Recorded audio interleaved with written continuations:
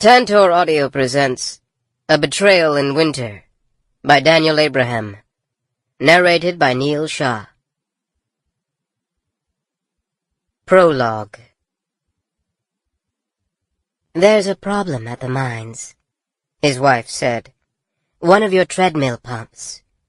Beitra Machi, the eldest son of the Kai Machi, and a man of 45 summers, groaned and opened his eyes.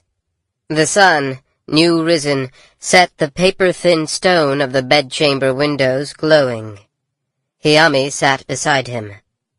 "I've had the boy set out a good thick robe and your seal boots," she said, carrying on her thought, "and sent him for tea and bread." Beitra sat up, pulling the blankets off and rising naked with a grunt. 100 things came to his half-sleeping mind. "It's a pump. The engineers can fix it." Or, "Bread and tea? Am I a prisoner?" Or, "Take that robe off, love. Let's have the mines care for themselves for a morning." But he said what he always did, what he knew she expected of him. "No time. I'll eat once I'm there." "Take care," she said. "I don't want to hear that one of your brothers has finally killed you." "When the time comes, I don't think they'll come after me with a treadmill pump." Still, he made a point to kiss her before he walked to his dressing chamber, allowed the servants to array him in a robe of gray and violet, stepped into the sealskin boots, and went out to meet the bearer of the bad tidings. "It's the Daikani mine, Most High," the man said, taking a pose of apology formal enough for a temple. "It failed in the night. They say the lower passages are already half a man high with water." Beitra cursed, but took a pose of thanks all the same. Together they walked through the wide main hall of the second palace. The caves shouldn't have been filling so quickly, even with a failed pump.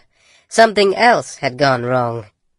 He tried to picture the shape of the Daikani mines, but the excavations in the mountains and plains around Machi were numbered in the dozens, and the details blurred. Perhaps 4 ventilation shafts, perhaps 6. He would have to go and see.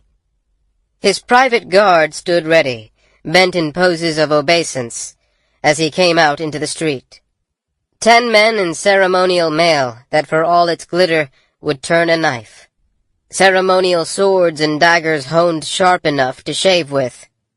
Each of his 2 brothers had a similar company, with a similar purpose, and the time would come, he supposed, that it would descend to that. But not today. Not yet. He had a pump to fix. He stepped into the waiting chair, and 4 porters came out. As they lifted him to their shoulders, he called out to the messenger. "Follow close," he said, his hands flowing into a pose of command with the ease of long practice. "I want to hear everything you know before we get there." They moved quickly through the grounds of the palaces, the famed towers rising above them like forest trees above rabbits, and into the black cobbled streets of Machi. Servants and slaves took abject poses as Beitra passed. The few members of the Utkayem awake in the city streets took less extreme stances, each appropriate to the difference in rank between themselves and the man who might one day renounce his name and become the Kai Machi. Beitra hardly noticed. His mind turned instead upon his passion, the machinery of mining, water pumps and ore graves and hauling winches. He guessed that they would reach the low town at the mouth of the mine before the fast sun of early spring had moved the width of 2 hands. They took the south road, the mountains behind them. They crossed the sinuous stone bridge over the Tidat, the water below them still smelling of its mother glacier. The plain spread before them, farmsteads and low towns and meadows green with new wheat. Trees were already pushing forth new growth. It wouldn't be many weeks before the lush spring took root, grabbing at the daylight that the winter stole away. The messenger told him what he could, but it was little enough, and before they had reached the halfway point, a wind rose waffling in Beitra's ears and making conversation impossible. The closer they came, the better he recalled these particular mines, They weren't the first that House Daikani had leased from the Kai. Those had been the ones with 6 ventilation shafts. These had 4. And slowly, more slowly than it once had, his mind recalled the details, spreading the problem before him like something written on slate or carved from stone. By the time they reached the first outbuildings of the low town, his fingers had grown numb, his nose had started to run from the cold, he had 4 different guesses as to what might have gone wrong, and 10 questions in mind, whose answers would determine whether he was correct. He went directly to the mouth of the mine, forgetting to stop for even bread and tea. Hiyami sat by the brazier, knotting a scarf from silk thread, and listening to a slave boy sing old tunes of the empire. Almost forgotten emperors loved and fought, lost, won, and died, in the high, rich voice. Poets and their slave spirits, the Andat, waged their private battles sometimes with deep sincerity and beauty, sometimes with bedroom humor and bawdy rhymes, but all of them ancient. She couldn't stand to hear anything written after the Great War that had destroyed those faraway palaces and broken those song-recalled lands.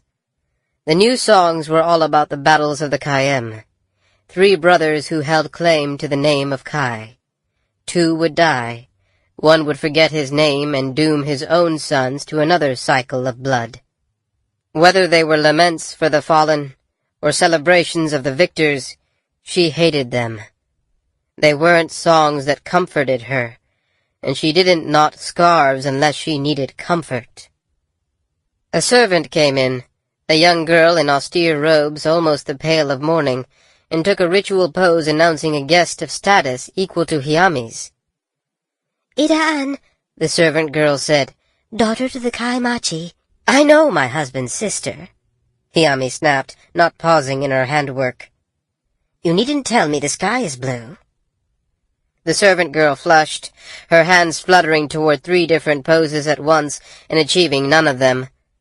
Hiyami regretted her words and put down the nodding, taking a gentle pose of command. "Bring her here, and something comfortable for her to sit on." The servant took a pose of acknowledgment, grateful, it seemed, to know what response to make, and scampered off. And then Ida-an was there. Hardly 20, she could have been one of Hiyami's own daughters. Not a beauty, but it took a practiced eye to know that. Her hair, pitch dark, was pleated with strands of silver and gold.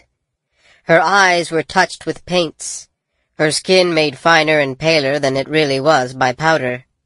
Her robes, blue silk embroidered with gold, flattered her hips and the swell of her breasts.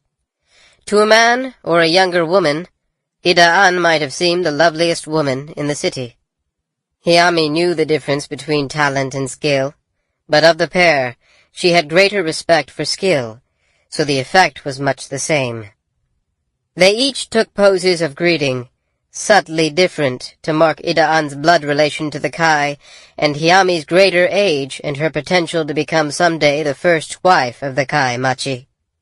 The servant girl trotted in with a good chair, placed it silently, and retreated. Hiyami halted her with a gesture and motioned to the singing slave. The servant girl took a pose of obedience and led him off with her. Hiyami smiled and gestured toward the seat. Ida-an took a pose of thanks much less formal than her greeting had been, and sat. "Is my brother here?" she asked. "No. There was a problem at one of the mines. I imagine he'll be there for the day." Ida-an frowned, but stopped short of showing any real disapproval. All she said was, "It must seem odd for one of the Kaiem to be slogging through tunnels like a common miner." "Men have their enthusiasms," Hiyami said, smiling slightly. Then she sobered. "Is there news of your father?" Ida-an took a pose that was both an affirmation and a denial. "Nothing new, I suppose," the dark-haired girl said. "The physicians are watching him. He kept his soup down again last night. That makes almost 10 days in a row. And his color is better. But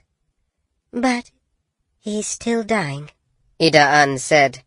Her tone was plain and calm, as if she'd been talking about a horse or a stranger. Hiyami put down her thread, the half-finished scarf in a puddle by her